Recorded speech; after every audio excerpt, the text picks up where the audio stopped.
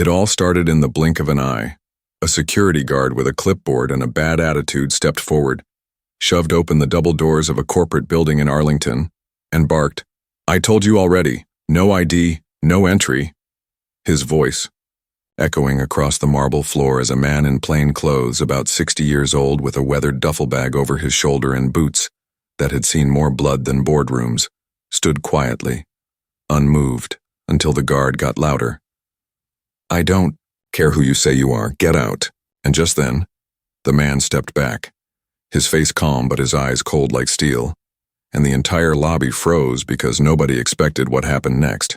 3 decorated generals in full uniform, who had been standing near the reception desk for a surprise inspection of a veterans outreach event, suddenly turned their heads in unison, and when they recognized the man being shoved out like a trespasser, the youngest of the 3, Major General Titus Keller, snapped, "What the hell do you think you're doing?" "That's Sergeant Major Cole Maddox."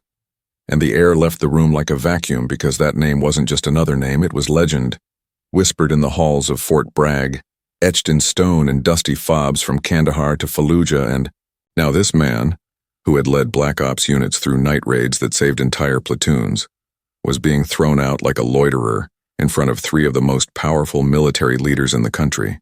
But the guard, oblivious to the weight of the moment, scoffed, "I don't care if he's Superman." And that's when the oldest general, 4-star Anthony Graves, stepped forward, chest bristling with ribbons, voice like thunder, and said, "Then I guess Superman just outranks you by 100 years of sacrifice, son." And the silence that followed was the kind that cracked bones, the kind that splits a man's career in half, and the guard stammered, realizing too late the mistake he had made. But Cole Maddox didn't yell, didn't even raise an eyebrow. He just looked at the floor, shook his head slightly, and whispered, "This is what it's come to," before walking away from the building, not saying another word because for him, this wasn't the first time he'd been mistaken for someone invisible. He'd come home from wars only to be forgotten, replaced by systems and security measures and younger faces who thought sacrifice had an expiration date. And now here he was again, judged not by his actions, but by his lack of a shiny badge and corporate polish. But what no one expected was that this one moment of disrespect, this one ignorant shove, would ignite a firestorm across the military and civilian world that would leave the country questioning how it treats its quietest heroes. Because while Cole walked away into the parking lot, thinking the matter was done, those 3 generals weren't about to let it slide, and within 30 minutes, a classified message hit inboxes across Pentagon channels marked "Urgent Incident Report." And by morning, every veterans network from Washington to California was lit up with footage from a bystander who had filmed the whole thing on their phone. And suddenly, Cole Maddox, retired, humble, never one for attention, became the symbol of something much bigger. The quiet erosion of dignity among those who gave everything and didn't ask for anything in return, and the comments rolled in like a tidal wave. "This is why my dad never goes out anymore. My grandpa took shrapnel for this country and they treat him like a bum. We see you, Sergeant Major Maddox. We've got your 6. And the whole country began asking, how many Cole Maddoxes have we pushed aside without ever realizing who they are? But while the noise grew online, Cole himself disappeared from the grid, retreating to a worn-out cabin 2 hours north where the silence was loud and the air didn't judge you, and he sat by his wood stove staring into flames that reminded him of far worse places than Arlington, and he didn't want apologies. He wanted to be left alone. Until the knock came, slow, deliberate, and when he opened the door, standing, there weren't reporters or guards or protesters. It was General Graves, flanked by Keller and the 3rd General, Ramirez, and behind them, a small group of young cadets, dressed sharply but wide-eyed, carrying folders and trembling slightly. And Cole squinted, "What's all this?" And Graves stepped forward, voice lower now, almost reverent. "A mistake was made, Maddox, but we're not here to apologize. We're here to ask for something." And Cole raised a brow, unsure what angle this was, and Graves continued, "We want you to lead something new, something we've never done before. A national re-education initiative, teaching the public what service actually means, and we want you to be the face of it." And Cole laughed, dry and sharp. You want to parade a broken man around to make the system feel better? And Graves shook his head. We want to fix the system, not bury it under more press releases. We need your voice. The real one. The one no one hears because no one bothers to listen. And that night, long after the generals left and the silence returned, Cole sat at his table with an old journal, flipping pages filled with names. Men he led, men who didn't come home. And something in him shifted, because maybe, just maybe, if his story could prevent even one more man like him from being erased, it'd be worth it. And he closed the journal, looked up and whispered, "All right then, let's go to war again, this time with words." And so began the journey that would shake the country to its core. Not with violence, but with truth. Not with medals, but with memories. And in the coming days, Cole Maddox would walk into rooms full of politicians, students, CEOs, and guards just like the one who shoved him. And he would not shout, not rage, but speak with the calm, relentless force of a man who'd survived death more times than most had lived. And every room would fall silent, because truth, when spoken by someone who lived it, doesn't need to scream. It just needs to be heard. And as the world tuned in, they would learn the stories not found in textbooks, the kind whispered between brothers in foxholes, the kind that don't fit into hashtags but leave marks that never fade. And Cole Maddox, who once thought his days of fighting were over, would become the loudest quiet voice in America. By the next morning, the quiet resolve that had filled Cole Maddox's cabin was met with the roar of engines outside. 4 black SUVs crawling up the gravel road like silent wolves, headlights piercing through the early fog. And when Cole stepped out onto the porch, arms folded, jaw tight, he wasn't surprised.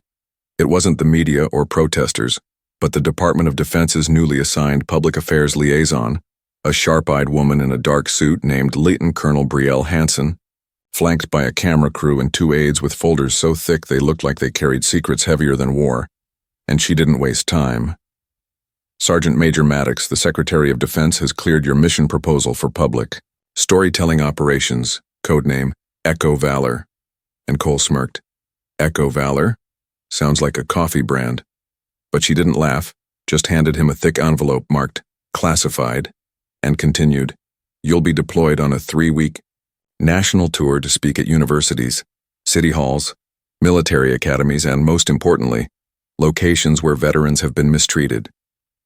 You'll have full authority. Your story is the mission. And Cole narrowed his eyes. Why me? Why now?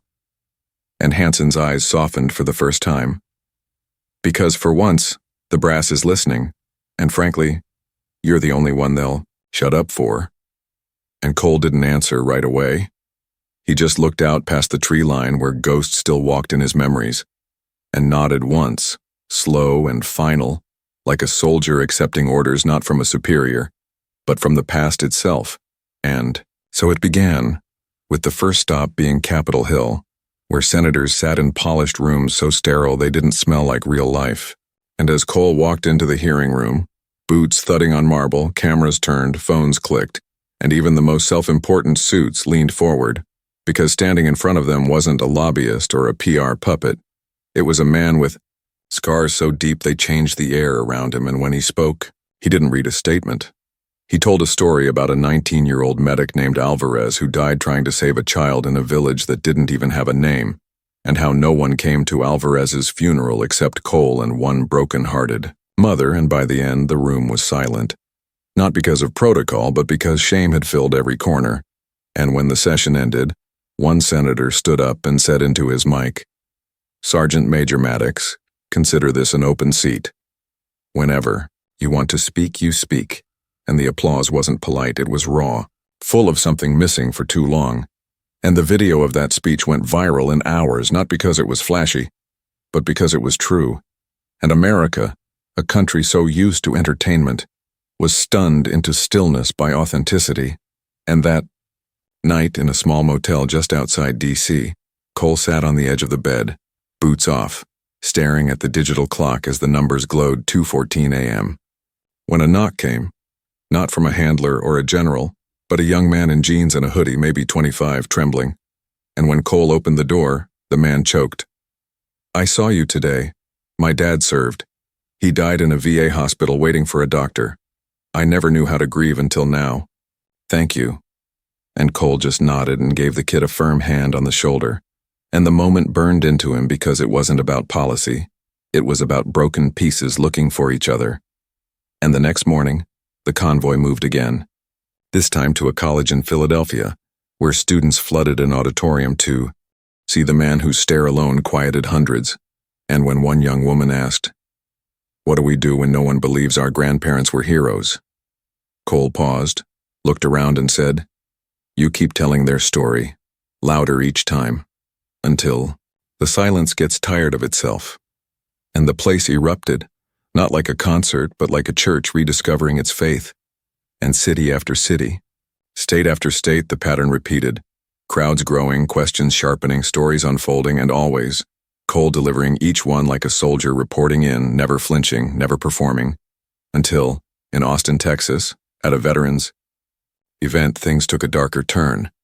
Outside the hall, a group of self-styled protesters carried signs reading "Old soldiers, old problems. Move on, Maddox, and we don't need war stories."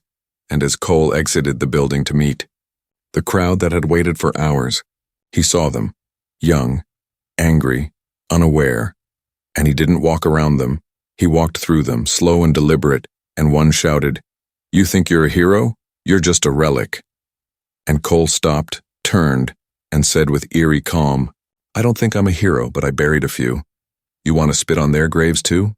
And the protester froze, realizing too late he wasn't arguing with a Twitter avatar.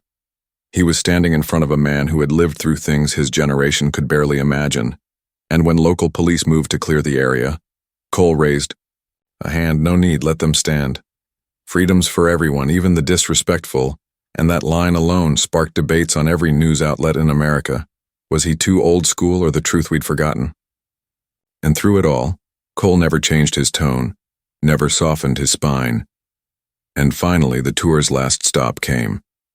The very building in Arlington where it all began, where a new plaque had been installed near the lobby, reading, "In honor of the unseen, those who served, and those still fighting to be seen." And as Cole approached the doors, the same guard stood outside, head low, expression wrecked with guilt. And Cole stopped, met his eyes, and said nothing for a long moment, just long enough for the man to tremble, and then Cole extended his hand and said, "Next time, look harder." And the guard shook it, tears forming, and in that handshake something shifted. Not forgiveness, but understanding.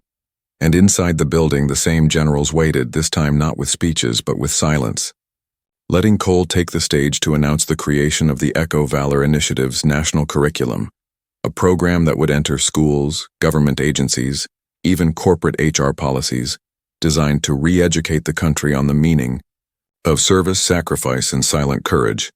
And when he ended the speech with, "Never again will the quiet ones be forgotten," the hall erupted. And after, as Cole walked out alone into the dusk, a Black Hawk helicopter circled above for a military exercise, and the coincidence made him laugh, because now he wasn't alone.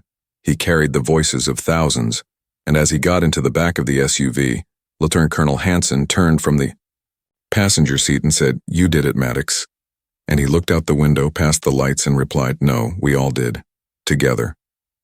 As the SUV pulled away from the Pentagon and disappeared into the endless river of red tail lights heading toward the Virginia hills, Cole Maddox sat in the back seat in silence, his face half lit by the glow of passing streetlights, not with pride but with a quiet awareness that something larger than himself had been set into motion. And when the vehicle finally stopped outside an airfield tucked away in a forgotten corner of Fort Belvoir, the guards saluted, recognizing more than just rank. They recognized legacy. And Cole stepped out onto the tarmac where a military transport plane waited, engines humming like distant thunder. And before boarding, he looked up at the stars, remembering fallen brothers who used to joke that the stars were the only metals that mattered. Then climbed aboard, not for battle, but for healing. And the next mission wasn't about standing behind a podium. It was boots on the ground in places the spotlight never touched, starting with a rural county in Mississippi, where an Army widow had been denied burial rights for her husband because the cemetery board claimed he wasn't deployed enough to be considered combat tested.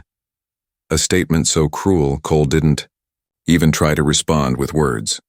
Instead, he arrived unannounced, flanked by 2 silent veterans and a small, mobile documentary team, and walked right into the board meeting mid-session where an elderly man in a brown suit tried to object. "This is a private proceeding." But Cole cut through the room like a blade, placed a folded American flag on the table and asked calmly, "Do you know what it means to hand one of these to a crying child?" And the room fell silent as he opened a laptop showing video footage of the soldiers' final deployment. A harrowing night patrol gone wrong. Fire, smoke, blood, and the unmistakable sound of courage under fire. And when it ended, Cole leaned forward and whispered, "Tell me again he didn't serve." And not one person in that room could meet his eyes. And that night, after the widow cried in his arms, telling him she'd finally be able to lay her husband to rest beside his parents, Cole didn't celebrate. He sat alone under a porch light, sipping coffee and staring out into the endless dark, wondering how many more were out there, denied, dismissed, erased, and that question became fuel, driving him north to Michigan where an old Marine was living in his pickup truck behind a bowling alley because the VA paperwork had been lost during a systems update, and while reporters had ignored the story, Cole didn't. He went straight to the VA office, slammed down the Marine's faded DD-214, and when a clerk said, "I'll have to escalate this to my supervisor," Cole growled, "Then tell your supervisor to come outside. I brought the news van with me." And within hours the Marine was in temporary housing, and Cole stood with him as he turned the key to a clean, warm room, the man too overwhelmed to speak, just hugging Cole like a son. And the pattern grew, state to state, injustice to justice, not as a media campaign but a personal crusade. And everywhere he went, crowds gathered, not to chant slogans, but to listen. Really listen. Because Cole never told stories like a politician. He told them like someone who still smelled the smoke, still heard the last words, and eventually, even children began recognizing him, like in Kansas City where a 9-year-old girl approached him at a diner clutching a drawing of a flag and saying, "My grandpa was a soldier like you. He's gone now, but I tell everyone about him." And Cole knelt, looked her in the eye and said, "Then he's not really gone, is he?" And moments like that weren't just emotional, they were the mission itself. Until the mission hit a wall in Los Angeles, when a local lawmaker accused Cole of military theatrics and tried to block his event at a city park, saying it would agitate extremist groups, a claim so absurd Cole went live on national news calmly stating, "The only thing I'm agitating is America's conscience." And when he arrived at the park, he found over 2,000 people waiting, veterans, widows, students, bikers, nurses, and even former critics. And the entire speech was lit by phone flashlights because the city had cut the power, hoping to silence him, but instead they turned the darkness into a beacon. And Cole ended that night standing in the center of a circle of veterans, all saluting in silence, while helicopters hovered in the distance, watching, powerless. And yet through it all, Cole still carried the weight of the moment that started everything: the guard's dismissal, the hallway silence, the insult. And it haunted him, not because of what happened to him, but because it could happen again to someone else, someone without his voice or history or presence. And that fear drove him to meet with a group of retired generals, many of whom had faded from public life but still carried influence like hidden fire. And when they met in a quiet room inside West Point, Cole laid out his plan, a nationwide military respect code enforced at federal and state levels, involving penalties for discrimination against veterans in public services, education, and even housing. And though some balked, saying it would be hard to enforce, one general stood up, 3 stars on his chest and tears in his eyes, and said, "If this had existed when my brother came home, maybe he wouldn't have drunk himself into the grave." And that was the turning point. Unanimous support, press release drafted, bill introduced, and as politicians scrambled to attach their names to it, Cole stayed away from the cameras, instead visiting a middle school in Georgia where a group of 8th graders had started a Tell a Veteran campaign, writing handwritten letters every week to nursing homes, and one boy, shy and awkward, handed Cole a letter addressed to any soldier who still feels invisible, and it read, "You're not. I see you. We all see you now." And that single line shattered something inside Cole. Not pain, but release. And he hugged the boy, whispering, "You just did more than most adults I've met." But all crusades carry scars, and his came, in the form of a call at 2:36 a.m. from Lieutenant Colonel Hansen, her voice urgent, saying the guard from Arlington, the one who'd kicked Cole out, had been found collapsed in his apartment, overdosed, not dead, but close, and Cole dropped everything, flew back east and sat beside the man's hospital bed for 12 hours holding his hand, and when he woke, eyes flooded with regret, he rasped, "I didn't know who you were. I didn't know who I was either." And Cole just said, "Now you do. Start over," and left behind a folded flag, not as condemnation but redemption. And after that, when reporters asked what Cole's end goal was, he didn't say laws or fame or reparation. He simply said, "For no one to ever ask again if service matters." And as his plane took off for the final leg of his campaign, an event hosted at Arlington itself, now redesigned to include a permanent Hall of Honor for everyday service members, the irony wasn't lost on him, nor the symmetry, and when the doors opened to the public, the first person to step inside wasn't a politician or a celebrity. It was the guard, now volunteering as a docent, proudly showing visitors the new plaque bearing Cole's name under the words, "The man who reminded a nation how to remember." And, as cameras clicked and a Black Hawk passed overhead again, Cole looked up, eyes steady, and whispered, "Tell the ones we lost. We finally did it." The ceremony at Arlington ended with the soft beat of boots stepping back into memory, and as Cole stood there among the solemn faces, 100 thoughts collided in his mind. The journeys he had walked, the voices he had carried, the broken pieces he tried to mend with nothing more than presence and purpose, and while the world around him called him a hero, he didn't wear that word like a badge. He wore it like a bruise that reminded him of those who never made it home, of laughter that died in jungle heat and desert winds, of letters that were never sent, and as the last note of the bugle faded into the evening, he quietly excused himself, disappearing into the silence of a private hangar where his team waited, 3 Rangers and 2 Navy veterans, all of them chosen not for rank but for their scars and their refusal to let pain turn into bitterness. And as they boarded a retrofitted C-130 aircraft, not for combat, but for one final mission, Cole opened the file in his lap, the one marked Project Witness, a grassroots program he'd been building quietly behind the scenes, meant to give veterans the power to walk into broken systems, sit across from bureaucrats, and speak truth with institutional backing. And the first stop was a small town in Montana, where a Native American vet named Eli Two Hawks had been denied entry to a local community center for wearing his uniform to a town meeting, told that camo wasn't respectable attire, and the video, shaky and painful, had gone viral just days before, Eli standing firm, jaw tight as the door shut in his face, and Cole landed that very night unannounced, walking right up to the center's next meeting in full dress blues, flanked by Eli and a local drum group, and when the same board members tried to stop them, Cole raised his voice for the first time in weeks, not loud, but heavy, like the weight of a folded flag, and said, "Every thread of this uniform has more honor than the walls you sit behind." And the silence that followed wasn't just guilt, it was realization. And the doors opened, not just physically, but metaphorically, because soon more towns reached out, asking for help, for guidance, for redemption. And Cole didn't just send emails. He showed up town after town, sleeping on cots, talking to janitors, kneeling beside gravestones marked with names nobody remembered except the families and the ghosts. And eventually, it wasn't about his name anymore.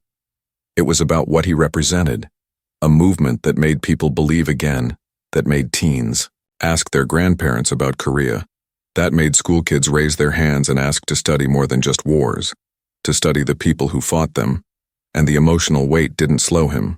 It sharpened him, especially after a call came from a federal judge who'd seen the Arlington tribute, and asked him to testify in a case where a disabled veteran was being evicted for having too many American flags on his porch, the HOA claiming it distracted the neighborhood's aesthetic.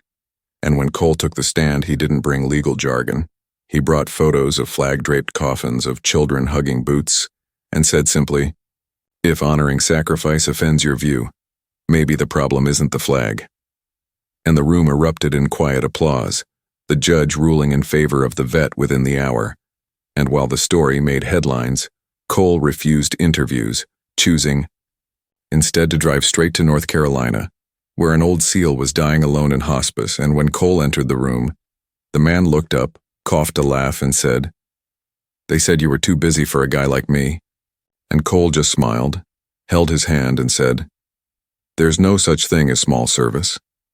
And after that he didn't rest, because the pain of others kept knocking, and so he kept answering, until the day came when a letter arrived from the Department of Defense, not an award but an invitation, asking him to lead a newly created National Respect Corps, a civilian veteran partnership meant to train institutions, schools, and businesses on how to interact with veterans with dignity. And while most would have seen it as a victory lap, Cole saw it as responsibility, and he accepted, on one condition, that it be run not by officers in suits but by people who had lived the cost of silence. And that's how the program began, with just 7 people in a dusty room above a firehouse, making calls, building curriculum, and by the end of the year, it had trained over 10,000 people nationwide, from DMV clerks to middle school principals, all of them leaving with a bracelet that read, "I see you, I serve too." And yet through it all, Cole never returned to that bar where it all began, the one where he was shoved, dismissed, erased. But fate, like war, always circles back. And one rainy morning, he found himself passing through that town again, the same corner, the same cracked sidewalk, and without planning it, he turned into the parking lot, now half empty, and walked inside, not in uniform, just as himself. And the place looked different, cleaner, newer, but the soul of it still remembered. And as he approached the counter, a young man with sharp eyes looked up and froze, then nodded respectfully, saying, "You're him, aren't you?" And before Cole could speak, the young man turned, called into the back, and out came the very guard who had once thrown him out. Only now he was wearing a different expression, one hollowed out by humility and time. And he stepped forward, hand extended, voice low. "I left that job the next day, joined a local vet outreach. Been trying to make it right ever since." And Cole, eyes steady, shook his hand and said, "Then keep going. This country needs more than sorry. It needs action." And with that, he left, walking into the rain with nothing but silence. No cameras, no applause, just the echo of a life lived in service not to medals or monuments, but to memory and meaning. And years later, when he finally retired to a small cabin overlooking a still lake, it wasn't peace he found, but clarity, that in a world quick to forget, the most powerful act is to remember, loudly, persistently, and with love. And when visitors came, young and old, asking him how it all began, he'd smile, sip his coffee, and say, "With a shove." And 3 generals who decided not to look away. And as the sun dipped behind the pines, and the flag above his porch waved against the orange sky, America kept watching, learning, and whispering to itself, "We see you, we remember, we stand."